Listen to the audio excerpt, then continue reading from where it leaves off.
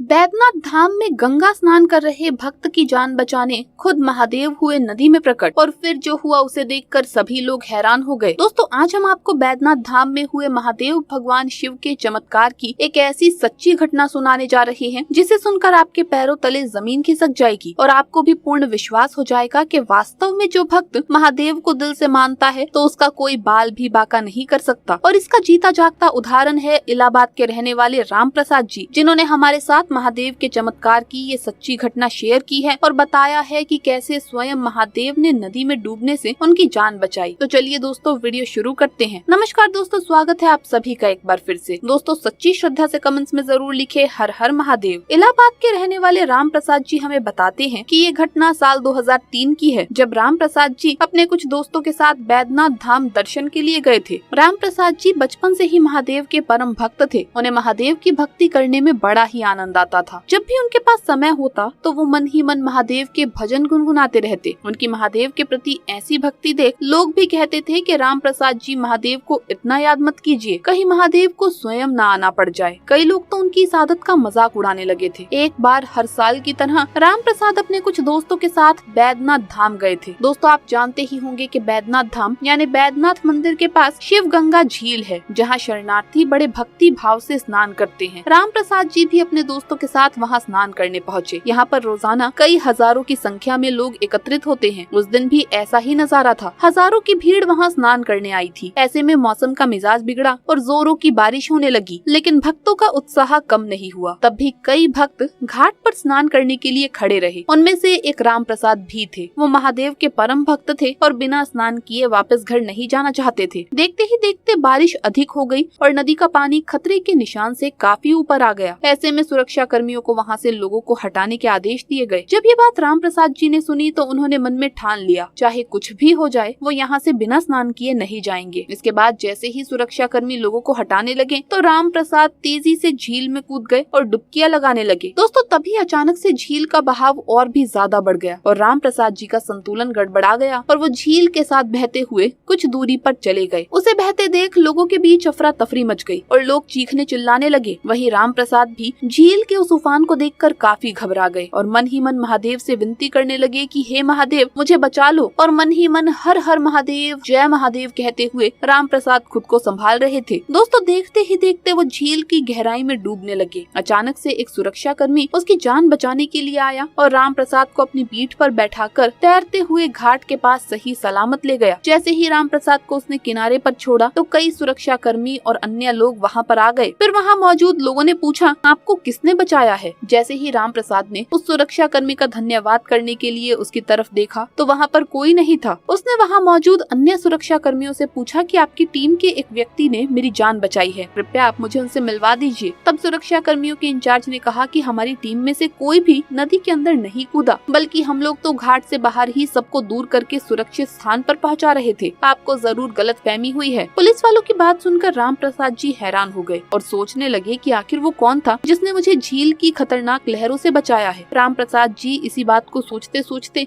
एक साधु के पास बैठ गए। राम प्रसाद को देख उस साधु ने पूछा, बच्चा तो इतना परेशान क्यों है? तब राम प्रसाद जी ने उस साधु को बताया कि बाबा, मैं इस बात से परेशान हूँ कि मैं झील में स्नान कर रहा था और अचानक से झील में डूबने लगा और मेरी बेहोशी की हालत होने लगी। तभी वहाँ एक पुलिस कर्मी आता है और मुझे झील के किनारे छोड़ गायब हो जाता है। बाबा, पता नहीं वो कौन था। वहाँ मौजूद सभी भक्तजन मुझसे कहने लगे कि ये तेरा वहम है, तुझे लहरों ने झील के किनारे फेंक दिया था। ये बातें सुन वो साधु समझ गया कि वो कोई और नहीं बल्कि स्वयं महादेव थे। तब उस साधु ने राम प्रसाद जी से कहा, बेटा घर जाओ और महादेव का धन्यवाद करो, उनकी पूजा करो। महादेव की असीम कृपा तुझ पर बनी हुई है, तेरा कोई बाल भी बाका नहीं कर सकता। साधु की ये बात सुन राम प्रसाद जी अपने घर पहुँचे और महादेव का दिल से धन्यवाद किया और गरीबों को जरूरत की चीजें भी दान की। आज की वीडियो में बस इतना ही। धन्यवाद।